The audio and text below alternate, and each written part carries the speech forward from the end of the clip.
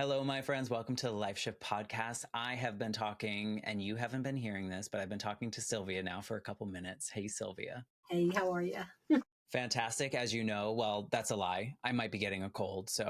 But we're just telling me, right? Like I'm telling myself I'm not going to get a cold. And that is the solve. So thank you Mind for, over matter. You're yes, done. exactly. Thank you for wanting to be part of the Life Shift podcast. We were talking a little bit before recording. I dropped a little bomb on you. So the Life Shift podcast really comes from my own experience of losing my mom when I was a kid, and my failure is what I call it. Other people don't like when I say that, but my failure of grief as I went through 20 years of trying to make a mess of my life and then figuring it out. And part of that is the questions that I ask my guests come from that personal experience. And we were talking of how I don't do a lot of research because I don't want to know too much until it kind of gets revealed live. And so sometimes that takes us down really fun roads. So I'm looking forward to this conversation. So thank you for being open to that. Absolutely. Yeah, that's what I do. Well, life is important. I think stories I've found, having talked to now 167 people, maybe more on the Life Shift, it's everyone's story, although wildly different, has so many pieces in which we can resonate with in our own journey, or can inspire us in another way, or can kick off a different perspective of something. I think it's just so beautiful when people are willing to kind of bear all and share that deeply personal story, whether it's with society used to tell us that we shouldn't share some of these stories out loud, right? Like we should hide behind things and not tell people. So it's just such a beautiful journey that I've been on. And hopefully you found the same in your own journey. Absolutely did. Yeah. Thank you. Do you find, before we get into your specific story, do you find that sharing your story helps heal you in new ways each time you tell it? It does. And, I think a lot of people hide behind a mask, Mm. and I think I told you I'm the expert mask wearer. I've been wearing one my whole life. But when you pull that mask down and you tell it how it really happened, what really hurt, and you get into the minutia of what happened in your life, you find out that there's a lot of people that have had the same experience. Some of them have moved on and some of them are still stuck like you. Mm. And I love to tell people with wounds are looking for people with scars. We want to know, how did you get to that point? How did you get to that point where you are now? And when I got to that point, I wrote my book. And now you can help people without even having to say the words out loud anymore. It's a beautiful journey. And you're right. What you just said was my journey from like 8 years old to probably like early 30s, in which and logically I knew all of this was true, but in my emotions and in my brain, had I seen other people that had a dead mom in the way that I did, that were succeeding and doing great things and not having to try to get everyone's approval, maybe earlier in my life, I would have been like, oh, like this is possible. I'm not the only one out here. I knew logically I wasn't, but you feel that way. You feel like you might be the only one that would understand how you're feeling. And it's just not true. We broke grief in this country about 100 years ago. We just broke it. It was going on just fine. Grandmother would die. We would go to her home where she would be laid out in the parlor.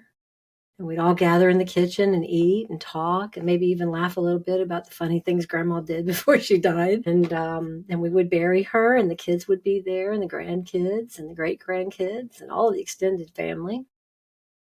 And it would be sad, but happy, but resolving. And then we would go on. We decided for some reason to change all that. And now we take everybody to this strange building, including small children. It's like, why is grandma here? This is not where she lives. Why are we here? And then we stuff the children in the kitchen at the funeral parlor, which they stole from grandma's house. And we gather around and we torture the family members that are standing by the casket for 2 or 3 or 4 hours, depending on how many people showed up. And we just stand in line to say something very profound, like, God needed Jacob in heaven. It's like, did he? It's like, there's another angel there now. I said, is there? Yeah. Jacob's work on earth was done. And I'm like, what was he working on and why did he finish so soon? But we broke grief, and now we don't model it for children like we should. Mm. And therefore our children do not learn how to grieve and go through those stages and resolve, which they could have taken care of, in your case, 30 years before. Yeah, my mom was 32 and people would tell me the same thing. They would be like, "Yeah, her work on Earth was finished." And I was like, I was What was she 8. worried? Really? Well, I mean, I thought she was old. At 8, you think Yeah, 32 is pretty yeah, old. yeah, 30, practically in the grave at But 32. yeah, and to that point, like we're not even taught how No, to be with someone that is grieving. We don't know how, like, there's nothing we can say, really, no, there's nothing besides in the English language. Think about it we're for a second. here. Our language doesn't have anything for saying, I don't know what to do. Your person that you loved has died. There's no words for that. The Hmm. best you can do is say you're sorry, my condolences, which is supposed to be from like your boss, not from your family and friends, or I love you and Right. I'm here for you, which is the best answer. And I'm sorry is okay, but we just have to. We feel like we have to create something, but God and never created a word for that, and it was a no word for a reason. Yeah, It that's doesn't so exist for a reason. it's so fascinating. And I'm glad that, it sucks that our situations bring us here to have this conversation. But at the same time, I find it myself personally, just to my earlier question about this healing, every time I'm able to talk about my journey, it gives me another piece of the puzzle that kind Yeah, of, finishes that piece. And I don't know if finish is not the right word, but, it starts to make it feel more complete in that way. So, any case, let's get to and you. thank Before we get into your detailed story and your life shift moment and how you got to where you are. Tell us who you are now. Like, sure. who is Sylvia? Well, let's see. I am a grandmother to two lovely grandchildren. I've ordered eight more, but they won't reproduce. Really upset about it too. You can And always no try. one's named their child Sylvia yet, so I'm very upset about that. So I'm soliciting neighbors now for that to happen. But I'm a fifth generation Sylvia. I want it to continue. But I have three beautiful sons. One is in heaven, two are here. They live near us. And my husband, Adam, is not my first husband. He is my last, and also my very best friend in the world. God put him in my life at a point when we both needed each other. We were as mismatched as you can imagine, an ink pen and a pencil, a crayon and a black magic marker, whatever. We just didn't match, but it's now 20 years. So I think we're pretty stuck with each other. And I'm a writer, I'm an author, I'm a speaker. I've trained with National Speaking Association so I can speak. I'm a late autistic. I'm a late diagnosed autistic. Talk about a puzzle piece. Right. 61 years old and find out that you're autistic. It's like, really? Yeah. Let me sit here for a few weeks and think about my whole life. I would imagine that's like a flood of, Book two coming out next year. yeah. Yeah, so I own real estate companies and property management companies. That's what we do for a living to bring in money. And my husband's a contractor and he has a psychology degree. I'm working on a master's degree in trauma crisis. So you're not busy. And so I just have nothing left to Yeah. do. I'm just so bored. Hey, it sounds very fulfilling. Does it feel fulfilling? It does. And, the first time in my life I've really felt fulfilled is, the last probably 10 years, I'd say, of my life. We have a small farm also, and chickens and goats and That you are really bored. peacocks. I'm sorry. It's so sad that you have nothing to do. I have absolutely nothing to do. I'm That's why bored out you of my you tits. made beautiful time for us this Saturday afternoon. So I thank you feel for that. like I've been given a lot of revelation. I've given been a lot of gifts, Hmm. and I have a very short time on Earth. I'm 63 in January. Happy birthday, almost. Thank Well, by you. this time comes out, you'll be Yeah, 63. I'm 63, y'all. I could get Social Security, isn't it great? And I'm starting another career. But I just feel there's no promised time. Right. And so, with what I've learned about grief recovery, with what I've learned about how easy it is to walk someone through those steps and get them to, from scar to heal, I just feel like I need to be in a rush to do that. I don't Hmm. need, to sit around and contemplate it. I need to get busy and do. Yeah. Well, So that's why. you're making it happen, which I think is a beautiful thing. A lot of us, to your point, I think a lot of us sit around like, oh, there'll be time. And then pretty No, soon 10 years have gone by and you're like, oh, I guess I could have done that 10 years ago. yeah, So I'm gonna good for give it a you. go until I get till the Right. Lord what my work on earth is done, as we talked about earlier. Exactly. Yeah. So why don't you just take us back however far you want to go and kind of paint the picture of your life before this major life shift that's kind of brought this version of Sylvia out to the world? I appreciate that. And I offered you before a red pill, a blue pill, or the purple. I So said take them all. I'm gonna give you a purple pill, which is a little bit of everything. So I want to start in the middle. We'll work our way back each end. How's that sound? Sounds great. All right. So in 2003, I had a thriving real estate company. Married to the nicest man on the planet, James. He was a sweet husband. I had three sons, Jacob, Isaac, and Daniel, and life was good. Jacob was playing guitar. It was December the 5th, I think is when he was, yeah, December the 5th. It was a Friday, and he was playing guitar with friends. He was 19 years old in college on a scholarship, so he was having a good time. What most 19-year-old boys with a girlfriend do. So he was going to come home later that evening, sneak in. He knew not to wake anybody up. And then the next morning, we had a parade in the city that his brothers were in, and he and I were going to finish putting up the tree because we were the only two humans in the house that liked to put up a Christmas tree at our home. We actually made ornaments every year, and we had made some that year. So it got late. We went to bed. The younger boys went to sleep. Isaac was 16, just turned 16, and Daniel was, I guess, 7. And so we were sound asleep, and the phone rang and went straight to the answering machine. And it was James's mom, Grandma Judy, and she was yelling our names. And she said that someone had called her and they needed to talk to us right away. I listened to the next voicemail, and it was a hospital in Macon, which is about, normally, if you're not driving like a bat out of hell, it's about a 30-minute drive. Jacob was near grandma's house where he was playing guitar. You know, he was 5 minutes away from home and 5 minutes to our local hospital. So, number one, my mind's going crazy. Like, why is he in Macon? Why is he that far away? And so the gentleman that I called at the emergency said, "Your son is here. You need to come here now." And I said, "Is it an accident? What happened?" He goes, "Ma'am, you need to come here now." And I said, "You've got to give me something." I'm dressing, I'm putting on yesterday's clothes on the top of the basket. James is, calling his mom, getting her to come over and take care of the boys. And so off we jump in the car. And I told James on the way, I said, "I just feel like something really terrible has happened." So we rush into the emergency. It took us about 20 minutes to get there.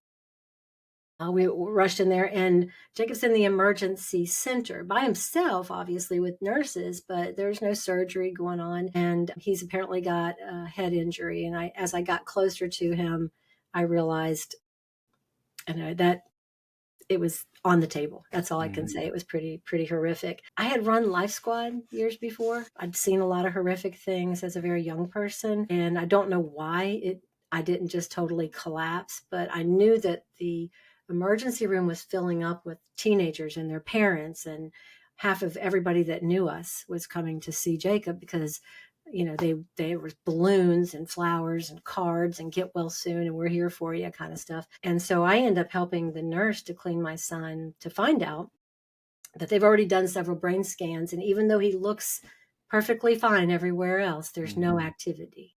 He's a donor, and they wanted our permission to let him be a donor, which meant that we were going to go through the whole night with all of the children wishing him well and hoping he'd be great and all this, and walk away from him while he was still warm, because you can't harvest organs if the person has died. If you sit there and hold the hand of the person you love until the last heartbeat beats, they are not a donor now, because it's too late to use those organs that very second it happens. So it has to be done spontaneously, and I can't be present.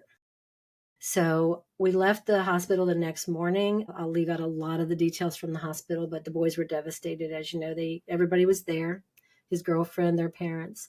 His girlfriend's mom took Daniel home with her and left early and got him out of that situation. Right. We broke the news to Isaac, which, was just devastated. That was his best friend besides his brother. They're closer in age. Yeah, very much so. Yeah. And so we left the hospital in the morning, knowing in a few hours or more he was going in surgery, but we had to go pick out a coffin. And that the next time we would see our son, he would be cold and in a coffin that we had to go choose. And we were leaving him while his hands were still warm and his heart was still beating. And it's really hard, He had been accosted at a gas station and shot in the head at close range by the person that was, robbed. The bullet went across the back of the kid sitting in the truck with him, busted through the glass, went across the parking lot into a metal building, and bounced off the other side of the wall inside the building. That's how much the velocity that bullet had. But it entered in one spot under the ear and out the other. So that was where the wound was. And that's why there was no brain activity.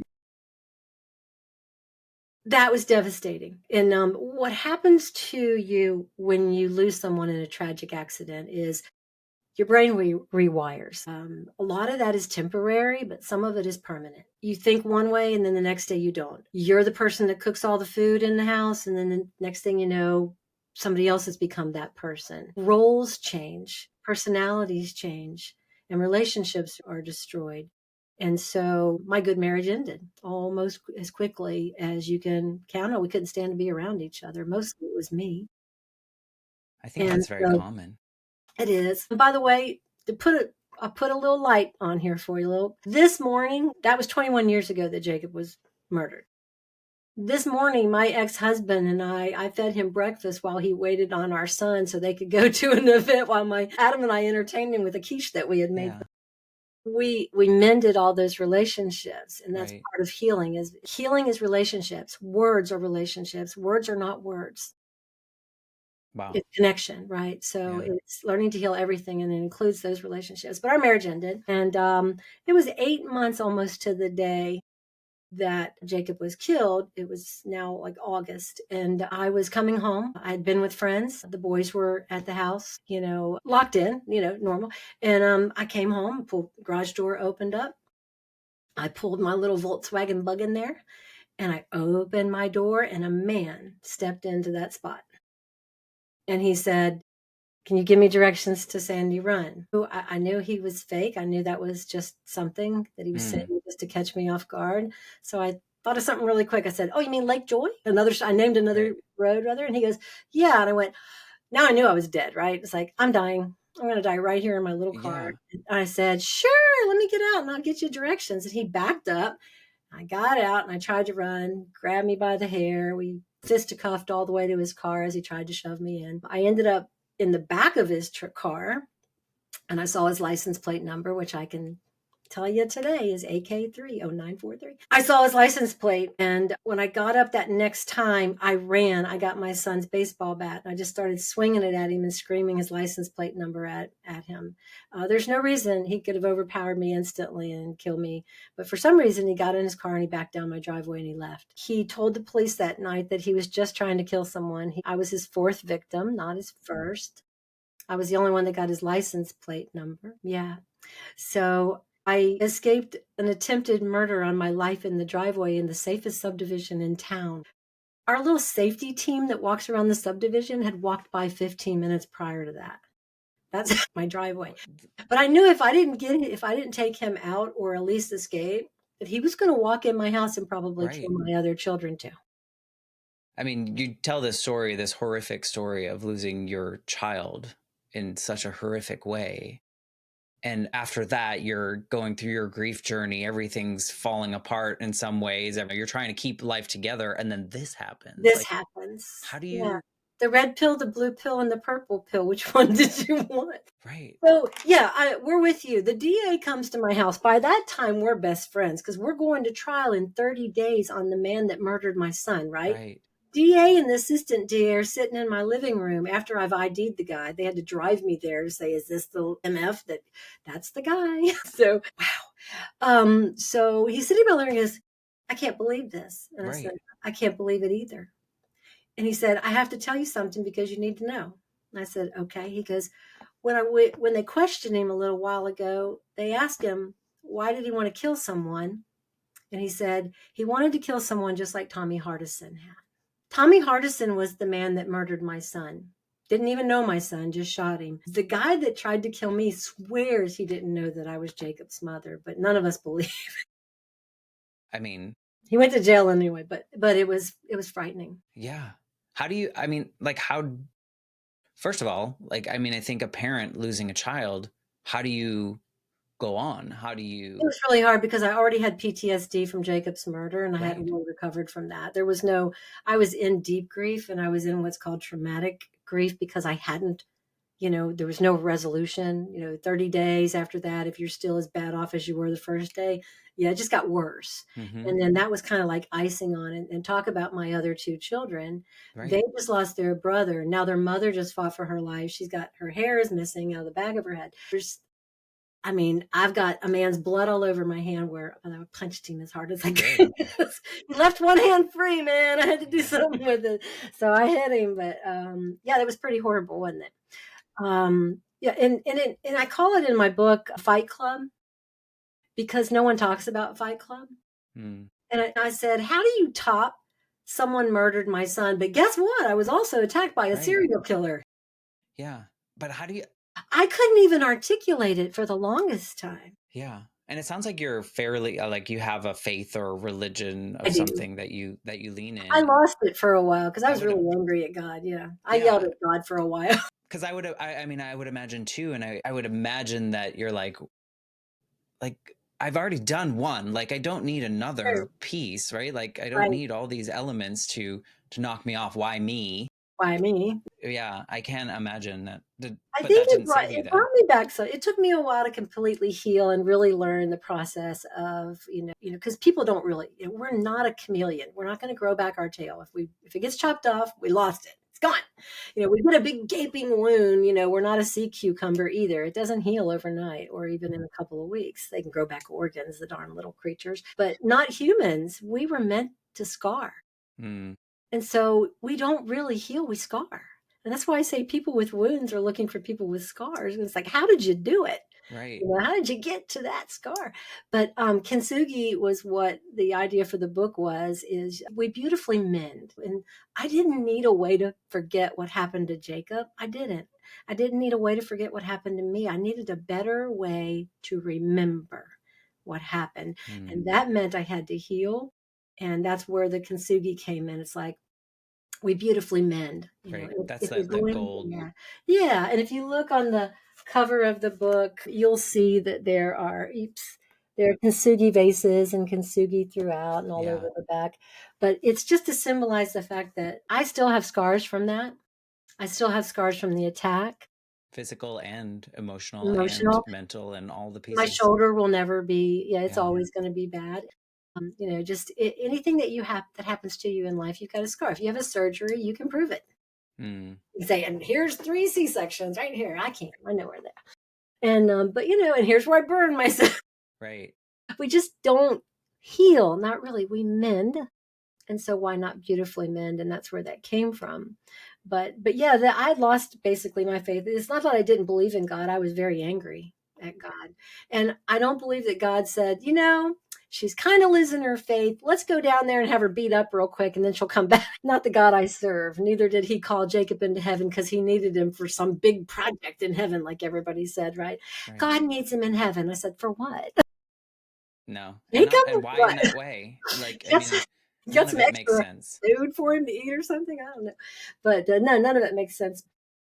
But I do believe that when bad things do happen to you, that God can turn them to good for you. And Mm, in my case, that attack actually was the very moment that I said to myself, I need to live, because up for 8 months after that, I didn't give a rat's ass whether I was alive or not. yeah. And I was doing a very lousy job helping my children to grief because we were hiding in our house. After about a month or two of someone murdering your son, nobody shows back up. Mm-hmm. Yeah, because That's the their bad lives thing keep about going. grief. Yeah, they just all go, I hope she's over that. Does she need us? Hope not. I hope they And they don't don't actually think visit that. them. Yeah. I No, hope but they're you just know, oblivious to other people. I yeah. mean, we just kind of it's just like the human nature of we Yes. just keep going and then we're there for the moment and then we're like, well, what else can I do, Yeah. forgetting that these people are living in the same house. They're like you're seeing all the memories, you're Yeah. remembering everything that you always did there. Everything. And Everything. Yeah. I had how nightmares that Jacob almost every night for a long time, that he was standing up on the balcony. We had a two-story with a balcony on one side over the living room. And he would be standing, go, Mom. And I go, yeah. I go, Mom. I go, yeah. I go, Mom. And I go, yeah. And then he would jump. mm, and I would wake up. And I could never figure that dream out, but I knew that was just my brain's way of reliving that trauma over and over. I was in a trauma treadmill, like a little Yeah. gopher, going round and round. You know what? I've never said this out loud, but I've had many dreams after my mom died of like different ways of her dying. Yeah. And it was, I don't think I ever told anyone that, but it was very weird. And it was like, I guess Normal. there was like a shame in it because I was young. Like, why am I picturing my mom being like kidnapped and killed in this way when, like, but I mean, it It's seems very like it's normal. common. Yeah. I eventually became a grief recovery specialist because I went through a grief program that actually stuck. And it was just very, Mm, very simple. It's like, you got to acknowledge it. You got to live in that grief. You got to turn this into something where you can find the resilience. And it worked for me, but there was so much compounded grief that I just kept on writing that book for them. It's like, okay, we need to take this a little bit further. We got to give people something to kind of hold on to. And that's where my 7 to Heal came from, because they're not steps necessarily, but one of the very first things that people have to do is say that they need help or get help, and that's the first H is help. And then healing is just setting that yourself into that healing. Don't want to screw it up too much. I had no, where did my bookmark at? There it is. I have these online, you guys can get for free, but we'll cover that awesome. Yeah. later. But being healthy, no one thinks about eating right, drinking water, having enough to eat, eating the right foods, not eating carbs. Like 4 carbs on your plate and a piece of meat is not a good meal. Well, it is a good meal. It's not It's a good for great you. meal, but please don't post that on Facebook. That is not healthy. Right.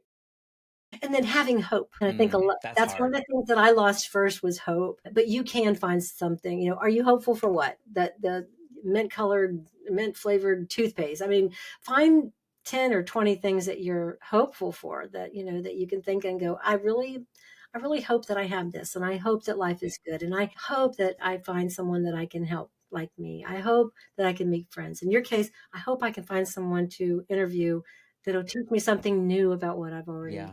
think I know. And then holiness is just worthiness. We hate ourselves when we grieve. We don't like us.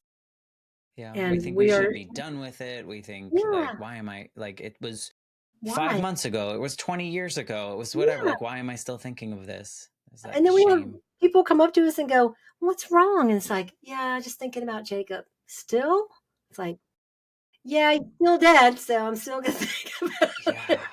Yeah. I'm cocky and funny, and I'm pretty much that's my personality. When I go on stage, I make people laugh. I make them cry, and then I make them laugh. Yeah. But I think that's because God gave me that gift of joy, and I can't get rid of it, so I pass it on. But that's the next thing, is being happy. Mm, We don't give ourselves permission to be happy. We feel like we have to punish ourselves for that. And that's what holds people down in the grief for years yeah. and We years think and there's a years. timetable, like we should Yeah, be sad for X amount of time. And then what if I laugh? What if I let's face watch a it. TV show that's Yeah. funny? Yes, we're afraid to be joyful. We can't go out with friends because that would look bad. And it's like, because the next step in the 7 is being hilarious, being able to laugh your ass off about something and make fun of someone, even someone that you lost. I tell this story because it happened the day of Jacob's funeral. Mm, My brother and his wife flew down on, I think, Southwestern Airlines, right? Together, of course, husband and wife. His ex wife booked the same flight. They ended up sitting side by side, the 3 of them, right?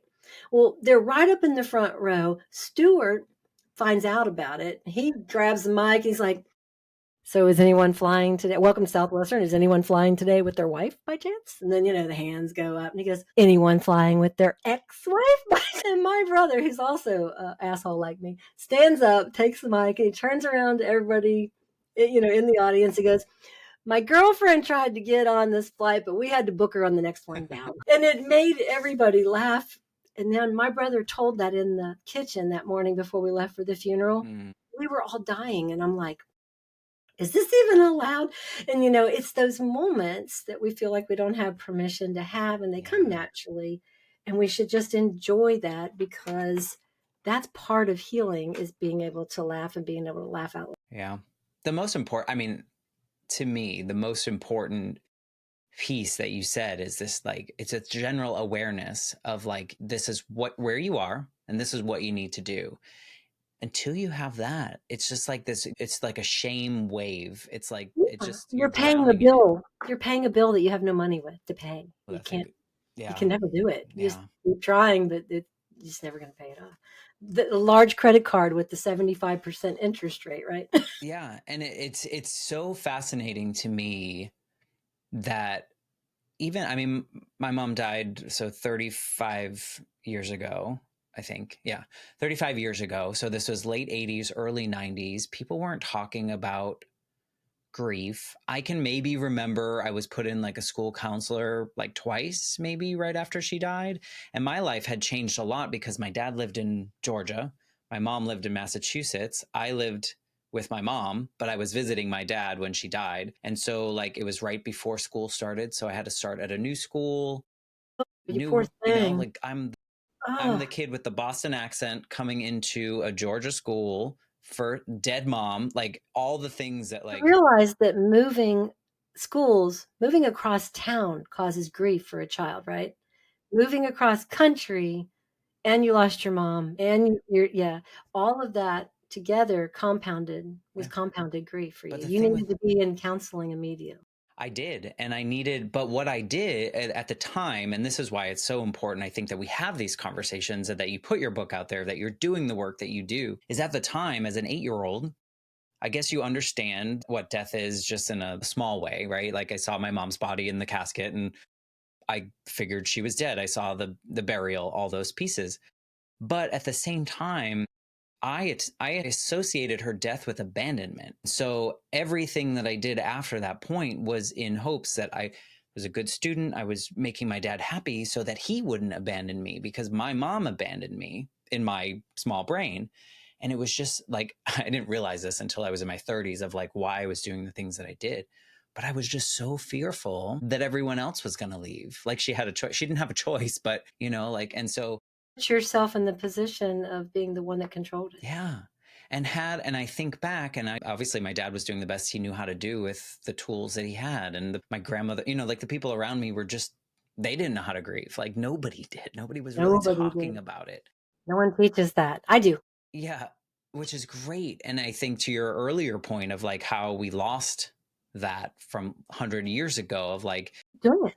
that we talk about death, we see it, it's part of this experience that we have here on earth. But we don't model it anymore. And Right. that's what I think we need to do. We've lost that Well, we ability make it to like model this shameful thing. Like, I mean, people are going to die every day, and that's just that. part Sure. of it. And some people are going to die too soon, and some are going to live Yeah. too long. Like No there's guarantee. There's no guarantee of time. exactly. I think of you in the hospital, and I know we kind of went past that moment, Yeah. but how do I you, don't I put people there too long and it gets very traumatic for my audience, I so I would try to get imagine, there and back, yeah. but I'm curious because I think that's Sure. something that we don't know how to experience. Like, how do we, was it a checklist moment for you? Was it like, these are the things that I need to do so I can like move forward?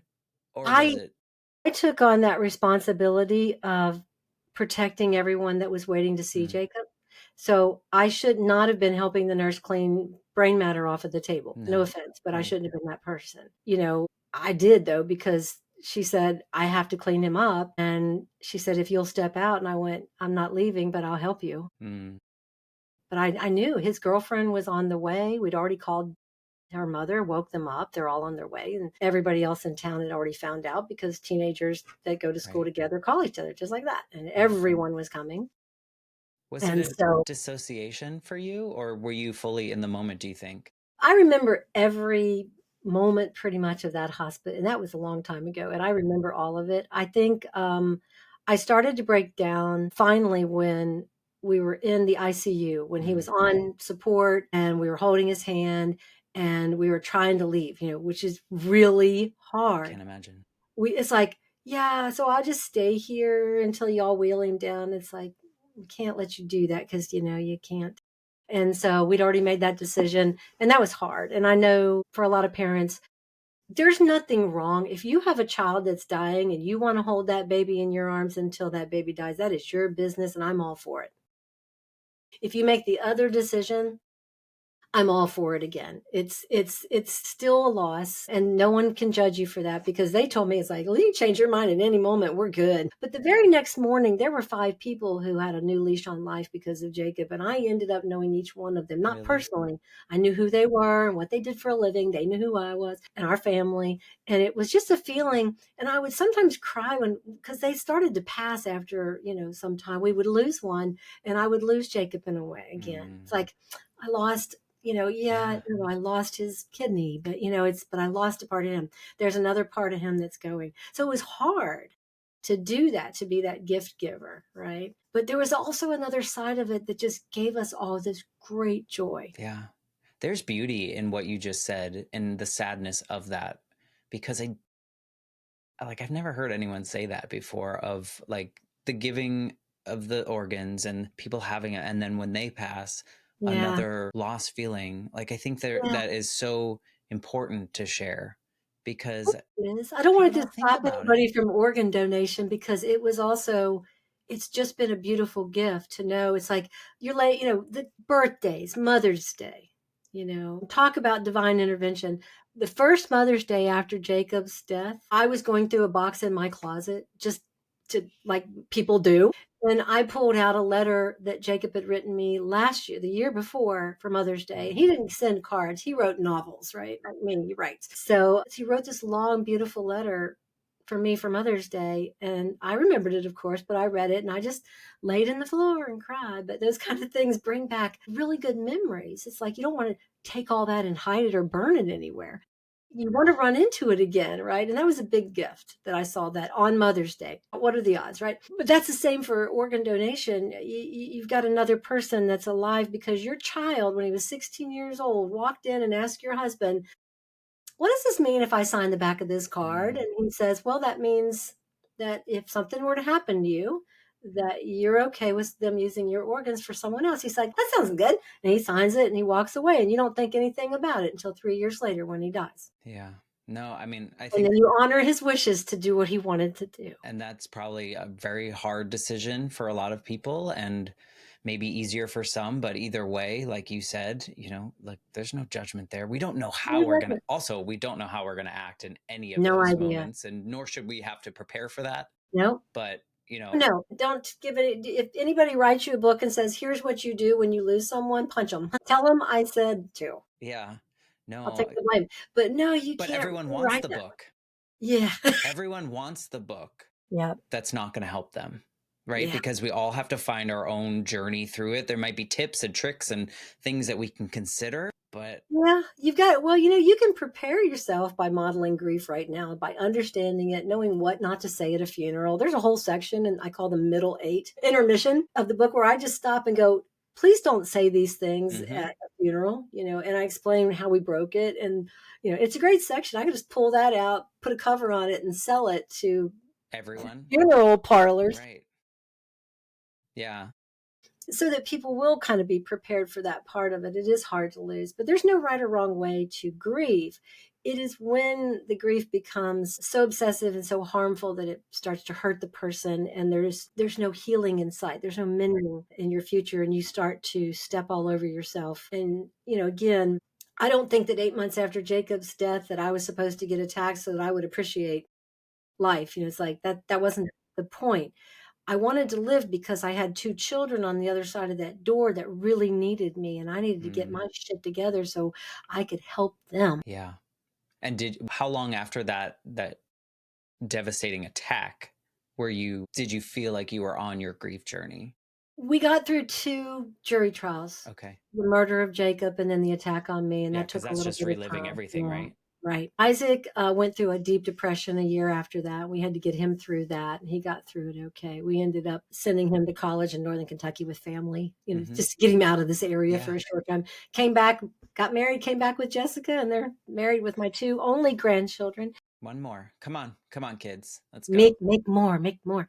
But yeah, Daniel, his is a progress because Daniel was 7. So Daniel's real grief came when he turned 19-ish, and he was the same age as his brother Yep. was I know when that he well. passed. Now Daniel's into his 20s, but those were hard moments when those are places in a child's life when they get to a certain age, that they start to relive that experience as the person that died and really rethink it again. So grief is a lifelong process. Grief recovery is.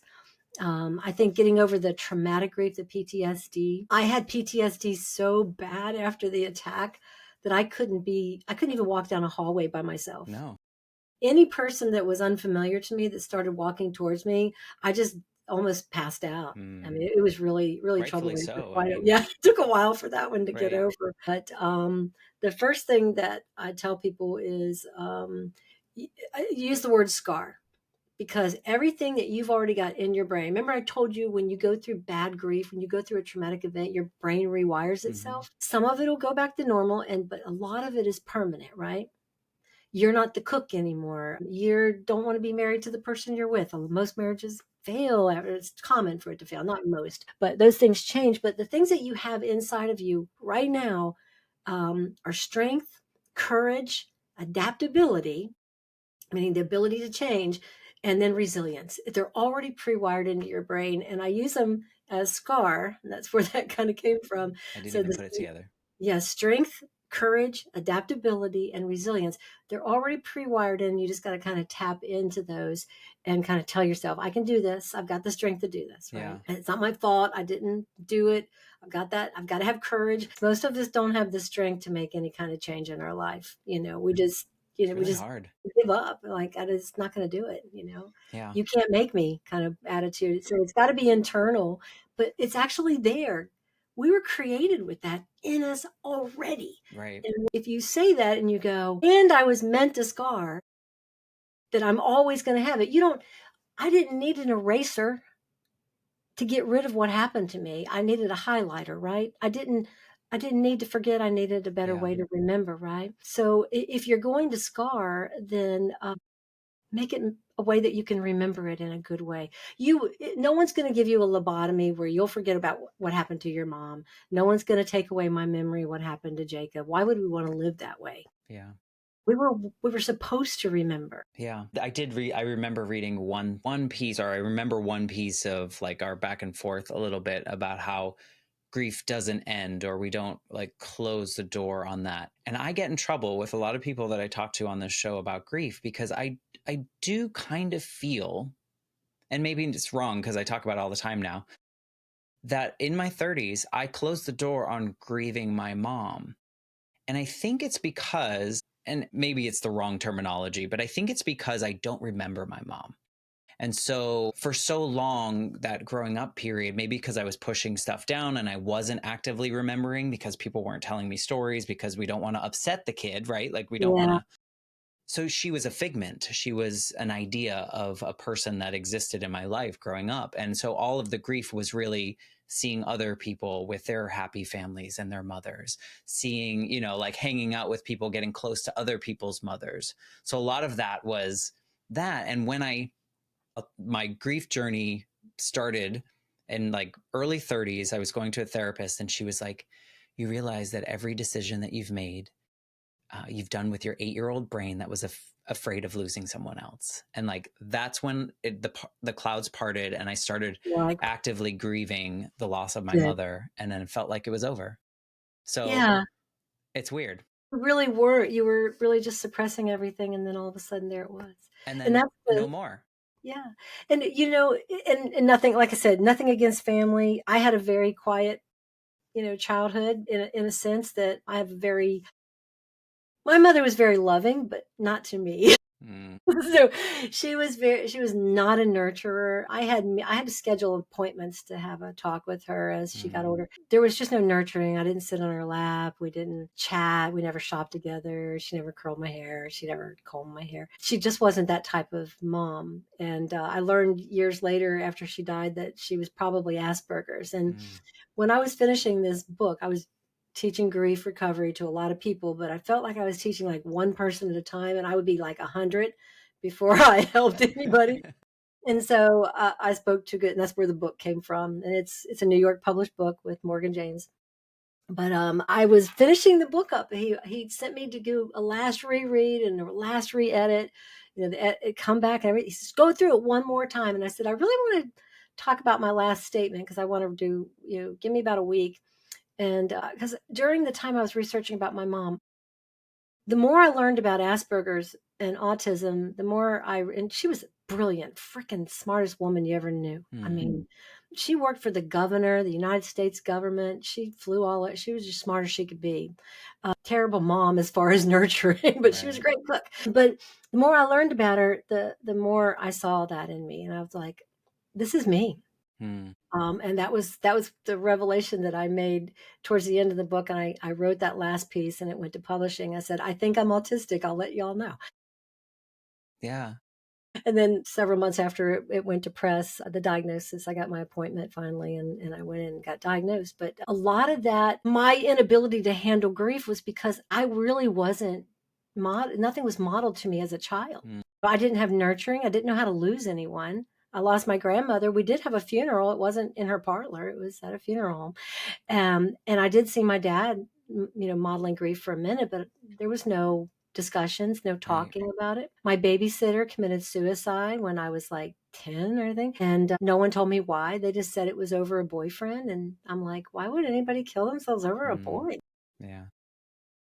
Doesn't make sense. It's like, that's Yeah. dumb. But no conversations, nothing. And I really just wasn't, when Jacob was killed, I really seriously wasn't prepared for that. Although I mean, to be fair, I don't know that anyone is really No prepared one's for really that prepared for experience. that. But I there think we it can was, prepare for like yeah, a grandparent. We can prepare for those things a little sure. bit easier, but this trauma piece that's a whole new That's world. that's different. And then no one came forward and they wanted to do marriage counseling for James and I. James and I are friends now. We Right. three of us co-parent. He's married now and we all go to the ball games, watch kids play. Right. That's great. That's It's great. important. And we all get along just great. But it tells you, how you're going to deal with all that. Yeah. You don't know how it's going to affect you. Sorry, I lost my train of thought, but No, it's fine. But do you think I mean part of this feels so much like the world already gives us permission to grieve, but it yeah. feels like we don't have that permission. And it's almost like once we feel like we have the permission to be fully however we want, whether that's I want to punch something, I want to cry on the floor for 16 hours, I want to watch this really funny movie that I've always loved, whatever it is, once we feel that permission, I think that's when things start. Yeah, so there's I told you I'm seeking my PhD. I'm getting my master's, and so I just went through a class and they were talking about grief. And I think it's McMinn, but he said that it takes so many months to get through the initial trauma of the Hmm. grief, right? If it's after 30 days and you're still in the deep grief, you probably need to get some help, but probably about 6 months to 18 months is about the time people give each other 6.5 weeks.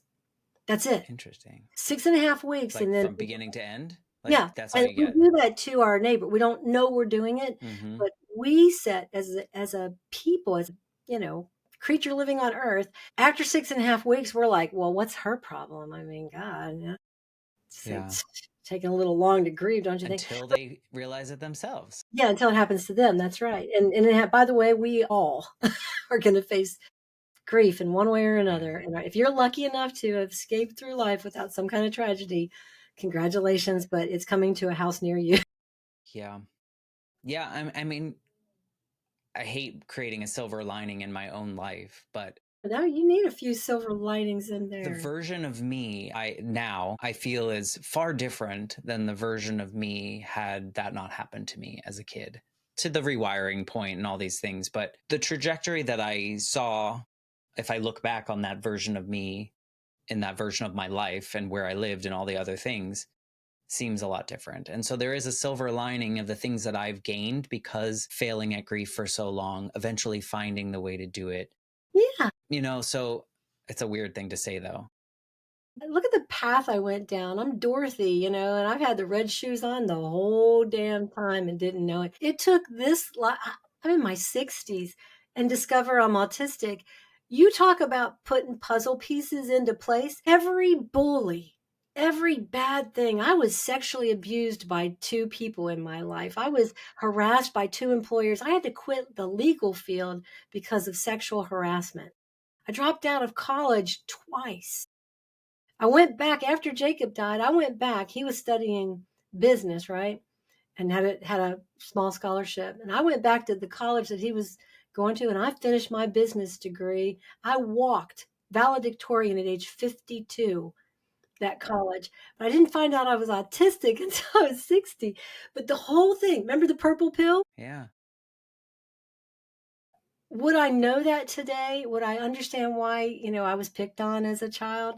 I was a very creative teenager and I got through high school with a little bit of popularity, Yeah. but it was very strategic and I was exhausted all the time. I couldn't keep a relationship.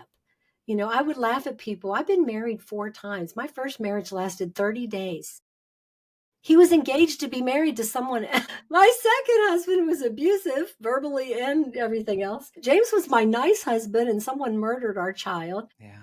And I've got Adam, and God's gift to me for all I've been through is that I am perfectly paired with someone very much different than me, but we love each other so much, and we've made it all this way. But Yeah. I used to tell people, I don't have a lot of close friends because I'm autistic. I have friends, but I only have 1 or 2 close friends, right? Yeah.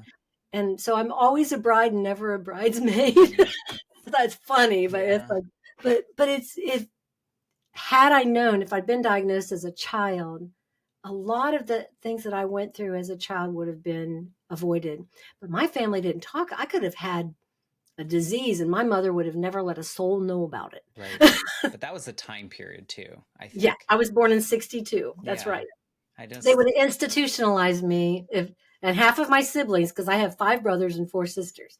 So you've had yeah, quite a life, and all the things, any of those things that you just mentioned could knock someone off their path, could knock someone out of the race. And you have this resilience to that R. I mean, that it seems like it's wired in there. you're, And I think that's what's really kept me through. It was yeah. just harder to get after Jacob's death because I was helping everyone else Mm-hmm. and I never went back and helped myself. And when I finally did, it I'm not kidding. When I tell you it was almost an instant like revelation, I was like, shit, it's like, let's do this. And I wrote the first, in grief recovery, you write a letter to whatever happened to you. Mm.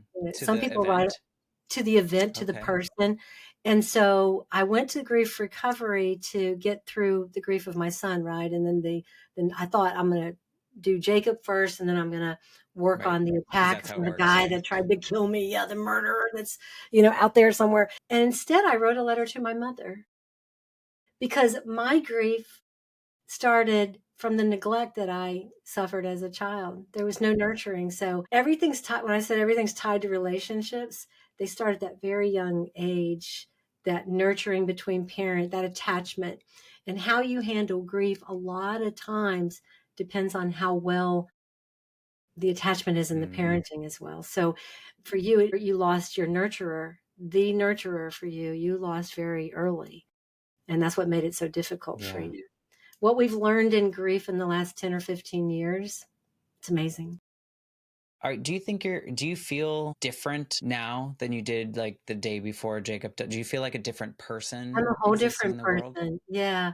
Yeah. And I think that's a wonderful gift, that you can do because a lot of people don't. Right.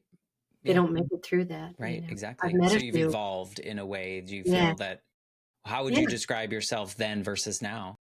I think I was seeking income and status, and I wanted to be like the perfect woman, Mm-hmm. and I was, business lady, and I was a formidable person, and I made myself. I had a great person to go after. My mother was a businesswoman of Mm-hmm. all Right. businesswomen.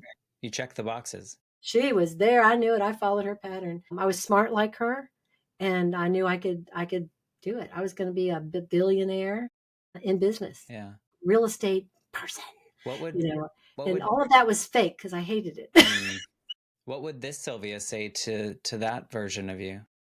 I would have probably told her back then, I would have told her, just go back and get your degree. Go finish your law degree. I've lost my desire to be a lawyer. I'm going to be a psychologist instead. It's all right.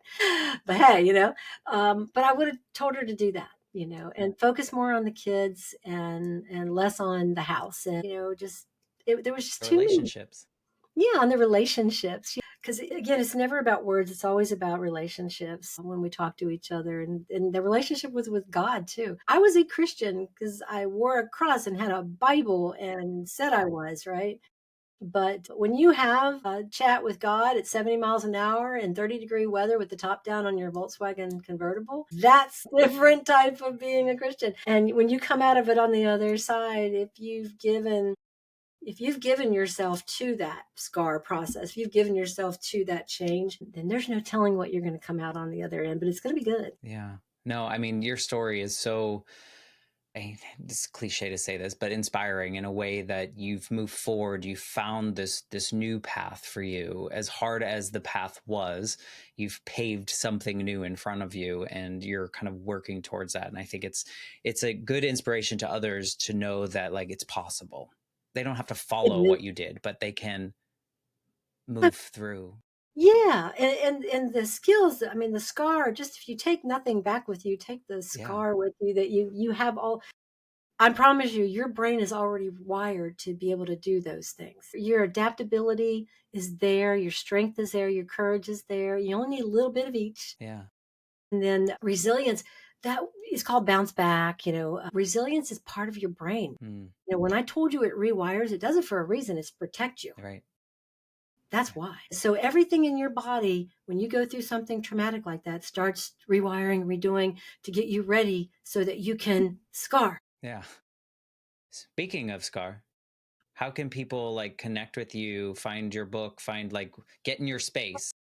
Get in my space. If you go to goldscars.com, I mean, literally, that's the website, and you will find pretty much everything you need there. Perfect. Let me make sure it's got the thing on it still. And then I'm going to give you a code, but Gold Scars is the name of the book. You can find it everywhere, but if you buy it from my publisher, Mm-hmm. That's I the get credit for it on New York Times, right? If you buy perfect. it from Amazon, I don't. Okay. Good to know. To make sure everyone does, my publisher says if they go to my website and they go to goldscars.com and you hit the buy the book, get the book, and you go to the buy from publisher, put in MJA 40, Morgan, J, James, A, author, 40, you'll get 40% off the book. So Wow. it's just a fraction. Yeah, Awesome. it's yeah, really a good deal. And then on the Seven to Heal, I have the Seven to Heal portion of the book free on my website.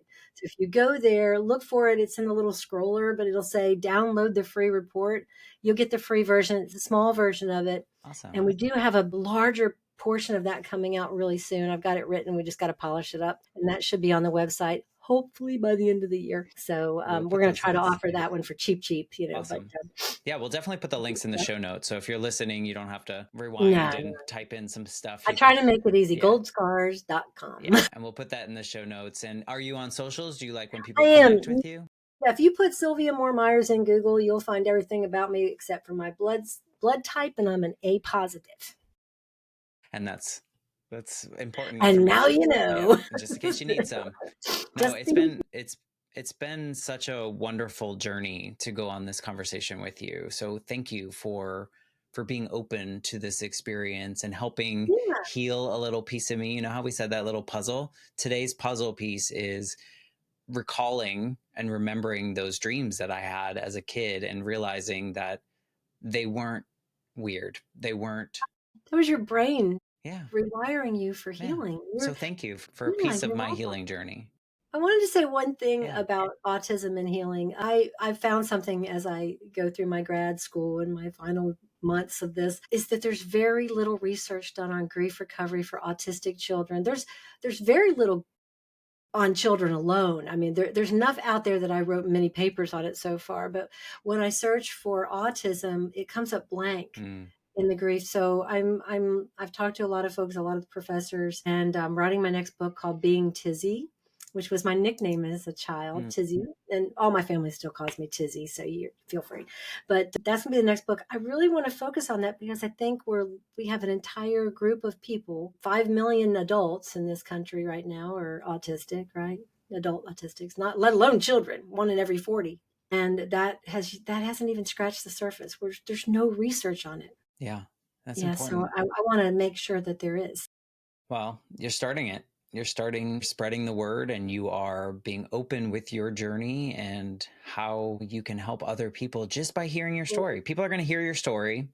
The most random of sentences that you shared will stick with them. And that's the beauty of storytelling, because we I think never so. know what part's going to resonate or light someone Yeah. up. Before I got on your show, talked to God, and I said, whatever the words that come out of my mouth, I want them to represent you. So whether I mess it all up, it's all your fault. No, but sorry, me and God have a good relationship. But I wanted that because I know that, like you said, there's somebody out there, whether they're autistic or whether they got children who are grieving or whether they've just been stuck in this grief for so long and they don't know why. There's a really good way out. And at the very end of it, it's kind of, like I said, you've had it in you the whole time, Dorothy. Just click your heels, right? Yeah. But I can show you that. Right. And I try to make everything I do as free as possible because when I wrote the book, I really seriously meant to get as many people healed as possible. And I wasn't going to do that one-on-one in Georgia. Yeah. No doubt you're doing it, and thank you for what you're putting into the world. And No, it's thank just you. it's really I'll say this silly inspiring word again though, but it's to see you having survived all those things and now thrive through because of all the other adjectives and descriptions that we can make. It's really just a beautiful story, although all the scars that you're showing through there, it's Hey, important I to got show those. scars. I'm proud of them. Yeah. There they are. Well, I'll show you mine. You show me yours. exactly. Thank you for being a part of this journey for me and all the listeners. And if you need to reach out to Sylvia, please do that. I'm sure Yes. she would love to hear from you. Check out her book, buy it from the publisher, use the code that we put in the show notes, all those things. Thank If you you for go being a to my part. website, Yeah, you can find me. exactly. So There's find Sylvia. no way you won't find. Thank you for coming on this If journey. you have any ideas for grief, grieving children, autism, please feel free to send me that For information. sure. I would love that, and definitely put that in my next book we're writing now. When I say we, me and God, we are writing now. But I hope to have that to the publisher in the next few months. I'm not going to put a pressure on myself because I want it to be good. Well, we Yeah. look forward to that. Thank you for being a part of this Life Shift podcast family now. If you're listening, thank you for listening. And I will be back next week with a brand new episode. Thank you again, Sylvia. Thank you.